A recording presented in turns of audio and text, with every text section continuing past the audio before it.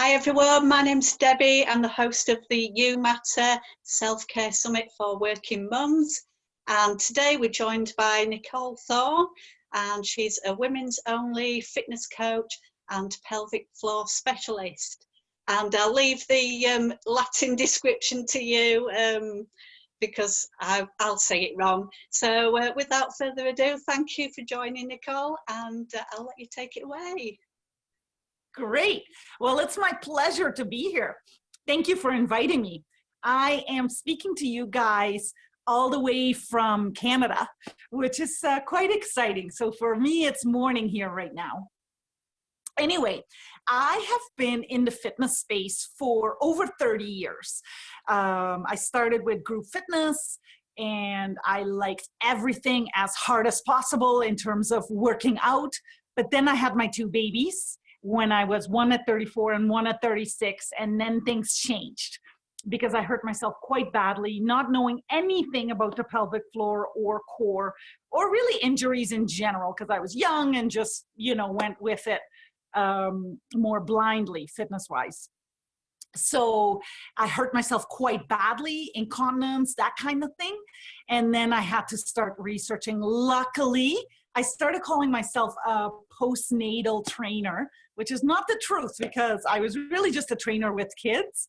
But because I started calling myself that, then things started opening up for me. And then the last 10 years, I've studied and worked with the pelvic floor. And I've done well over 20,000 hours of case studies with my clients, hundreds and hundreds of women I have helped. So my knowledge does come from research-based and pelvic floor physiotherapists, but it really, by and large, comes from seeing what has happened to the women that I have trained and myself.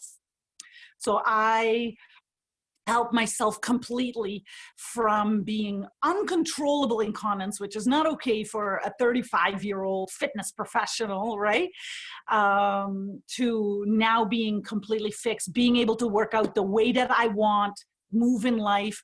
I generally tend to help a beginner. Those are actually my favorite people to help. And it's just when you are dealing with the pelvic floor, it then goes into posture and then strength training so that you stay naturally into the posture that you are meant to be living in. It just, I feel like the people who are attracted to me are beginners, and I just love that. I love having someone who's never strength trained before. Feel confident and learn how to do it and things like that. So without further ado, let's get on going on my talk. I want to shed some light to you today about the core. Okay, so right now, I don't know exactly what's happening in the UK, but in Canada, US too, by and large, there's still a giant misunderstanding about what the core is. You guys might be a little bit more ahead in the UK. I know in France, pelvic floor physiotherapy, which is not me, I'm not a physio, but just that sector is thought of a lot differently. So hopefully you guys are like that in the UK as well. I'm not sure. But anyways, here we have a misunderstanding. So I'm just going to go from that approach that you are not sure about that either, or haven't completely heard about it either. So what happens is in the fitness world, a lot of people think, and health world too, honestly, that the core is just this in front, or they think, yes, it's like a corset that goes front and back, which is getting closer to the truth, because it's true, it is front and it is back. But actually, when you look at this from a deep core, and honestly, that's the only core you should be worried about, is the deep core, not the superficial, what I'm going to call six-pack core, if you will, just to call it something, what you can see. It's what you can't see that's important. So the deep core in front is called the transverse, and in the back, it's called the multifidus. These two are literally attached to the bottom part, which is the pelvic floor. So very often we look at pelvic floor as one thing, and then the core here, front and back, as another thing. So we hear things like belly button to the spine is extremely common. There isn't a fitness class or instructor that hasn't used that term. It's the term that we use actually, but it isn't correct, because if you're doing belly button to the spine, then you are ignoring its best friend, that it's attached to the pelvic floor. And then there is, like if you look at the pelvic floor camp, then there is a thing called Kegels. Most of us are familiar with Kegels, which is the contraction of the pelvic floor. This is also leaving out its best friend. These two things should not be living in separate sectors. They should be living together, because they are together. They're attached to each other. And I say this so passionately because it is just such a misunderstood part, and it's causing gigantic problems for women. Sidebar, very, very often women will say things to me like, oh, I hate working out. Oh, I never can do it. I never can stick to it. But, you know, things like this. This breaks my heart. It is because there is this missing link. Sort of exercising doesn't feel good. Because the thing is with exercising, you start slow. I'm very big on that, starting slow, and you progress slowly, and then you love it. And then it's a habit. It's something you do no matter what. But if you miss the foundation piece of actually strengthening the very core, most important part of your body, your core, then that's where the missing link starts, right? And then people just forever go on and on and on and never quite make it. So I don't know if this is resonating with you, but I see this on the daily, every single day with my clients and people who come through my door.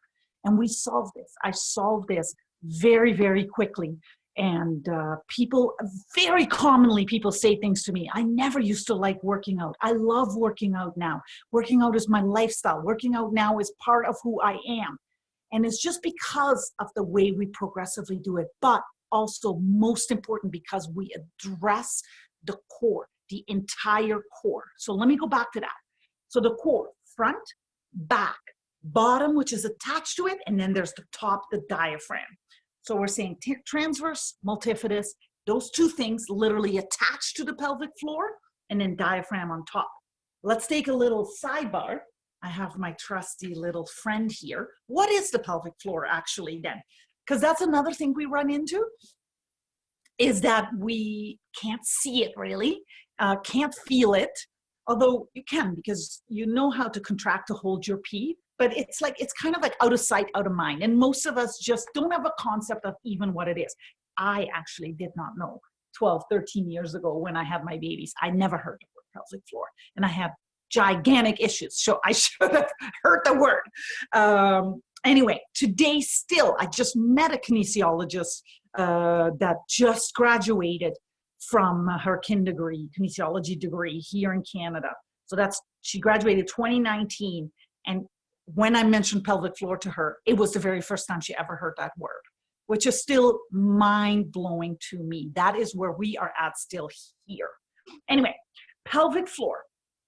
All the red parts are actually the pelvic floor. So this here is your bony sits bones. So the pelvic floor spreads across and attaches there. Then it's, like I said, it attaches here at the front at the pubic bone, which is attached to the transverse, so the front of your body here. And then at the back, same thing like I described earlier, it comes across and attaches right here to the sacrum, which goes into the spine, and the multifidus is right here on the spine. So you can see that it's quite a vast piece of muscle. Inside, if you look as well, it looks like a bowl. And then what happens is it is supporting the organs that you have right there: bladder, rectum, uterus.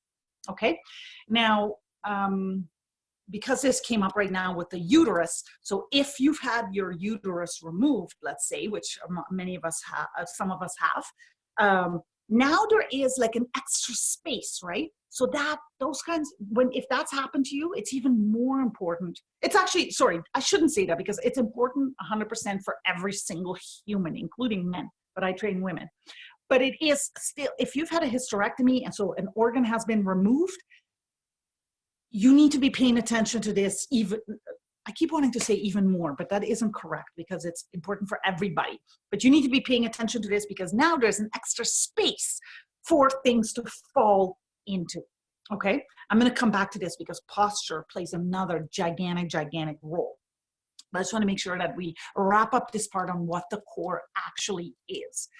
So as far as I'm concerned, the pelvic floor is the core. It's where it starts. And my breathing that I teach every single person that walks across my path starts from the pelvic floor. When you contract your pelvic floor, your transverse and your multifidus also contract. So that's why I feel that the pelvic floor is the core, and we should think of it as the core. And really, the most important thing to address before you start any kind of movement of any kind. It can be yoga, Pilates, weight training, whatever is dancing, whatever is your choice, playing with your children, just moving in general, lifting your children, actually. So anyways, so that is the core. And I think I've been pretty clear about how I feel about that. And you know what? This passion that I feel about it comes from watching what happens to people over a 10-year period when they address their fitness starting there first. So let's talk about the breathing then. This is another unknown thing. When you breathe, starting with the pelvic floor. So this is a Kegel, kind of. But the problem with the Kegel is this. A Kegel is lift and hold. So this would be the pelvic floor, right? Or sorry, let's make this the pelvic floor. Lift and hold, lift and hold, lift and hold, lift and hold. Well, here is the issue with that. If you were to take, say, a bicep curl, because it's something simple, and you go lift and hold, hold, hold, hold, hold, hold, hold. This is not how you work out any muscle in the body. There isn't a single muscle that works this way, including the pelvic floor should not be working this way either. If this is the way I work my bicep, then actually what happens is it becomes tight, tight, tight, tight, and it actually becomes weaker. Because when you have something that's super, super, super tight, then, right, it can break. The way we work, in this case, bicep curl, is we extend completely, we contract. We extend, we contract. So from a Kegel point of view, this would be the Kegel, contract. But now we also have to have the extension, right? And that's what's missing in Kegels. So actually there is many instances, and I don't have a number for this, but I feel like here in North America, our lives are pretty stressed. I believe in the UK, you guys are the same. So that stress, this tightness here that we can more easily see, is also happening in the pelvic floor. So if you're already stressed and tightened like this, and now all you're doing is contract, contract, contract, contract, that's where issues start. So that's not how you do it. Now you can do a Kegel. So I call it the core breath. So it's kind of a Kegel, but it includes the extension. So I'm just going to put this out here a little bit so that I can stand up. Basically, I'm going to show you, just in a nutshell, if you inhale, fill your belly with air, right? So that would be the extension portion of the exercise. So inhale, fill with air, pelvic floor would be relaxed, not pushed out, okay? Just relaxed. Hopefully you can see what happens to my stomach here. So inhale. Now I'm going to do my Kegel. With my exhale, lift. So like I alluded to in the very beginning, when I lift my pelvic floor, here comes together this way, and the back also comes together this way. I'm going to show you one more time because you can see it on me. Inhale, exhale, lift. And you can see the contraction here, hopefully. So this would be the breathing. So I go over this step by step. I have a video on this that can be done online. I actually give it away free. In fact, I put it in the comment sections, not the comment section, but the section of the summit. So you can feel free to download it. It's about an 11-minute video where I explain everything about the core, a little bit of what we've gone through today. But hey, you know what? It actually doesn't hurt to hear things more than once. And it explains exactly how to do the core breath, how you train it, and how you get good at it. Generally, 9 out of 10 people, when I teach it to them, they say two things to me. One, they can't feel it. And two, it feels backwards. So this is part of the issue, right? But as soon as they go through the program, like go through learning it, and it's like days, we're not talking months, days, then they get it. And then from then on, it's just the innateness of this, because the body actually works like this innately. If you let it, comes back. And then they get it, and then everything gets better from there.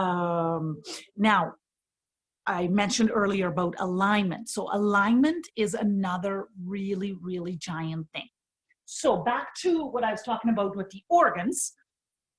Let's say you are a person, and this is very common posture, that has a tilted pelvis like this, and then their shoulders, let me put this forward a bit, sorry.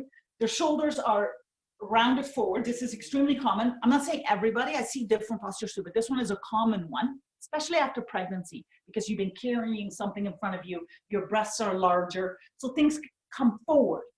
So a pelvis that's tucked like this and roll this. Look what happens to my stomach when I do that, right? It kind of protrudes and everything is out of alignment. You can see, I think, that I'm like not comfortable. In this position, so if we take it from my model here, so let's say, here's my model in a nice neutral position, but let's say it's now tucked, right? The organ, so in this case, it would be the bladder, that is supposed to be supported by this bone right here, is not supported there anymore because it's leaning back. Right? So that's problem number one.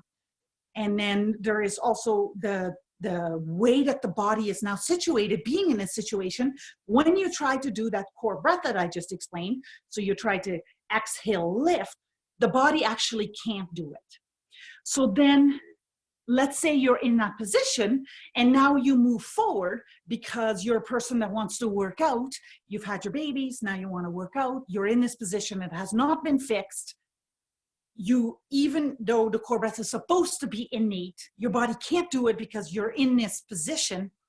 So now things start to happen. Like this is what happened to me. First of all, I was working extremely hard. So that's another thing, working out extremely hard, but being in the wrong positions, not knowing how to engage, not even knowing that a pelvic floor is a thing that exists that I should be paying attention to.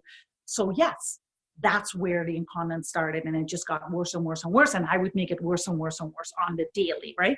And it's a shame because I do train also very athletic people come to me, and we can fix this and very, very easily.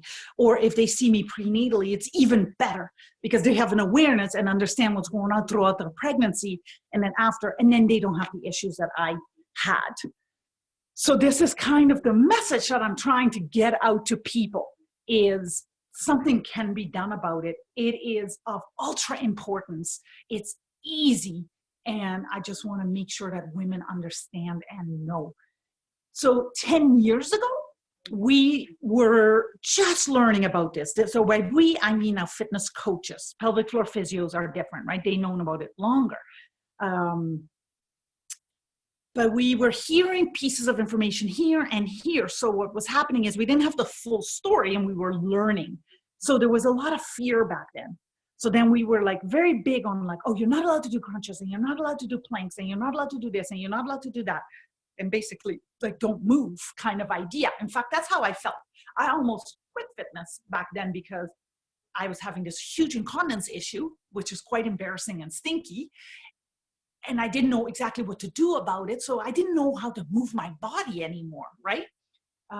But so slowly I started to learn. Now we know this isn't how we address it anymore. We don't anymore say, don't do this, don't do that.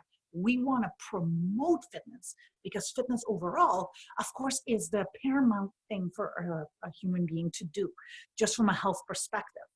But what we're trying to do is heal, and that doesn't necessarily have to take long, depends on the person. Teach, educate, so that these things that I have talked to you about today, so that you understand how that it works, the body, and then you can move forward and not have these issues. Now, let's say you're on here and you have had your children. In fact, you have grandchildren now. Maybe you're 60 years old, 65 years old, something like this, in a completely different stage. It is not too late. I have helped many, many 60 plus year old women, and they figure this out. And it gets handled as well. So just as a sidebar, it can be handled, and should, because it just makes you stronger for everyday life. I'm not even talking about hardcore fitness. It's not something that I necessarily do, like something that we call high intensity training. I don't personally promote that anymore, because I think that's for a special person. That's not for the everyday person, and it doesn't make you happy, and it doesn't make you want to do fitness. And my goal is to make you want to do it. So let's make it attainable, sustainable, and pleasurable, and right? Because that's how we make it. And then we're just this healthy, all around fit person that feels good on a daily basis. So that's kind of my goals. So hopefully this resonated with you and made some sense. I would be delighted to answer questions, because if this is the first you've heard of it, then generally there's tons of questions. You can download my core breath, which I've offered you the link in the boxes below. I also have a fully online foundation program. So that is the full story, right? The core breath is only the 1/5, say, of the story. And after that, then you need to figure out alignment and how to actually, and when I talk about alignment, I'm not talking about fix your posture and then somebody just kind of sticks their chest out like this. That's not fixing your posture. That's actually making it worse in a different way. So I spell it out for you so you understand it. Like, it's 100% people get it the way that I explain it. And then you understand, we go in through all the movement patterns so you understand how to integrate the breathing and the alignment in the movements in the gym. But these movements, I also explain how they come up in life so that you understand. I'm coming from a gym perspective, but it's for the everyday woman. Everybody can benefit from this, athletes as well. But I just want to be clear, it's movements you are doing right now that you could be doing better and just feel better on a daily basis. So that's my foundation program. I'd be delighted to talk to you about that further, or you can reach me on Facebook, and I can answer questions. I do have a private Facebook group as well, which is free, which is not in the boxes, and it's for women specifically.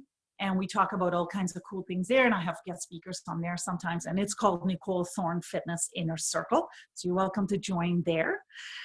So yes, I think I will leave it here and see if anybody has any questions. Now, I am not sure how to get to the question part. See anything that is questions. I haven't used this before. Yeah. Hi, it's Debbie. I don't think there's anybody watching live. Okay, good. Maybe there'll be some in the future and then I can come back for it. It's not a problem. I know myself with pelvic floor experience, it was like when I had my first child, he was born in hospital. They gave you a sheet saying, like, here's some exercises to do, maybe give you a quick demonstration, and then off you'd go back home. You might do 1 or 2 exercises for a couple of days and think, oh, I've got too much else to do. So Debbie, what are the exercises like? Is it breathing, or is it like actually like squats? What were they giving you? Oh, we are talking like many years ago now. It must, my boy's 16 now, so okay. Quite possibly changed over the years. I'll put my video on as well, and then but yeah, it's quite possibly changed over the years. But I think it was like you said, the lift and hold, and you kind of had to tense as if you were stopping your pee mid-flow. It was all that kind of thing when back in the day. So yeah. Totally. So my oldest daughter is 14. So that's very similar, right? Your experience would be similar than mine. That's where we were at 16, 14 years ago. Yeah. So, But I believe it's still like that. It's just little changes here and there. And young women are smart, I feel, because they come a little bit more prepared because they're used to researching and talking to each other. So things are changing, but it's slow. yeah, yeah. I think information in general is so much more accessible with Google search, internet, things like that. So back in the day, like the hospital had all the information and that was it. So you did what you were sort of thing. But yeah, it's been absolutely fascinating, and I'll definitely be downloading the link and having a go at the exercises. Wonderful, wonderful. So that's great. Okay, so it made sense to you. Yeah, yeah, absolutely. Yeah, and if it's going to benefit exercise, because I'm always one that just thinks, oh, do I have to do exercise? It always seems tough, and I really have to get myself going and into, right, you are going to do this exercise today, and get on with it, and flog myself to death for half an hour or so, and there, it's done at least. So if it makes it more pleasurable, then yeah, definitely, it's worth Yeah. it'd be fascinating, definitely. Awesome. I'm so excited. I can't wait to hear how it goes for you. Yeah, I think that's key, right? In exercising. Like if you don't like it, if you're not having fun, how are you supposed to force yourself? You can force yourself for a couple of weeks, but you're not going to force yourself for life. How easy is it then to go, forget it, forget it, forget it. And now it's been months, right? Yeah, absolutely. Yeah, we start in the new year, like we're going to do it, we're going to do it, and by March, it's like, oh, yeah. That's a prime example. One thing, like a vicious circle that I like to talk about is people like to start all in. So they're doing all the things all at once and hard and every single day, and then they do that for maybe a week and then stop and then try it again and then stop and then try it again. And it's like, that's detrimental, actually. Yeah. No good comes from that. No. And it's that big push of like trying to get to the gym, and I'm all right once I get there, but trying to get me there is like any excuse going, oh, just do this, and the washing's there. So it's it's I do like an exercise routine at home, so I do that every morning, so then I know if I do nothing much else, I've got that in the bag. So that works for me. So yeah. Well, Debbie, wonderful. Thank you so much for having me. It was really fun. I love it, as you can see. Yeah, thanks for being on it. It's been very informative, and really appreciate it. It's been great having you on. So, my pleasure. Hopefully see you again soon. Yeah, thanks very much. You take care. Bye.